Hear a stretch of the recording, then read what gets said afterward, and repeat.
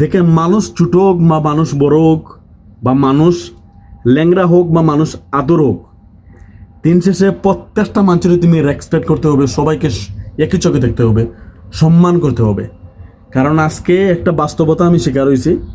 আমাদের একটা কোম্পানির বড় একটা এমডি, সে কিন্তু মানসিক বলতে তার প্রতিবন্ধীও, কিন্তু সে এমন একটা দায়িত্বে আছে, যদি আপনি তারা দেখেন আপনি নিজেও বুঝতে পারবেন না যে সে এত বড় একটা দায়িত্বে আছে। তো নিজের দিকে একবার চাইলাম আর ওর দিকে একবার চাইলাম, চেয়ে দেখলাম যে মানুষে আল্লাহ কত, যে কোনো যদি মানক বা যে কোনো সেকশনের মানুষ তা হোক, কিন্তু কারে আল্লাহ কোন সময় কোন সেকশনে নিব বা কারে আল্লাহ কোন সময় কী করব, এটা আল্লাহ ছাড়া কেউ হইতে পারবো না। তো দিন শেষে এটাই বলবো, মানুষ ছোট হোক, মানুষ বড় হোক, মানুষ ল্যাংড়া হোক, মানুষ আতর হোক, মানুষ বোবা হোক, প্রত্যেকটা মানুষকে তুমি রেসপেক্ট করবে, প্রত্যেকটা মানুষকে তুমি সম্মান করবে। মানুষ সব সমান।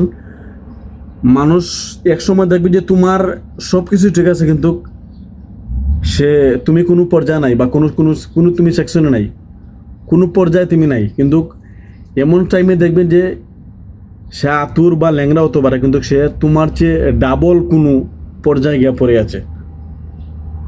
তো মানুষের সব তারপরে সে জ্ঞান বুদ্ধি, শুধু হাত পাও লম্বা হলেও না, সুস্থ সবল শরীর হলেও না, নিজের মেধা জ্ঞান লাগে। তো আমি দোয়া করি সবাইকে আল্লাহ মেধা জ্ঞান দেব, সবাই মানুষকে সম্মান করা শিখুক, মানুষকে রেসপেক্ট করা শিখুক, সবার সাথে মিলেমিশে কাজ করা শিখুক, সবাইকে সম্মান করা শিখুক। এটাই চাই বা এটাই সবসময় চাওয়ার চেষ্টা করুন বা করার চেষ্টা করবেন। ছোটো বড় ধনী গরিব সবাইকে সম্মান দেওয়ার চেষ্টা করবেন, রেসপেক্ট দেওয়ার চেষ্টা করবেন। So thank you so much. Next কোনো ভিডিওতে দেখা হইব। আজকে এই পর্যন্ত। সালাম আলাইকুম রহমতুল্লাহি বারাকাতুহু।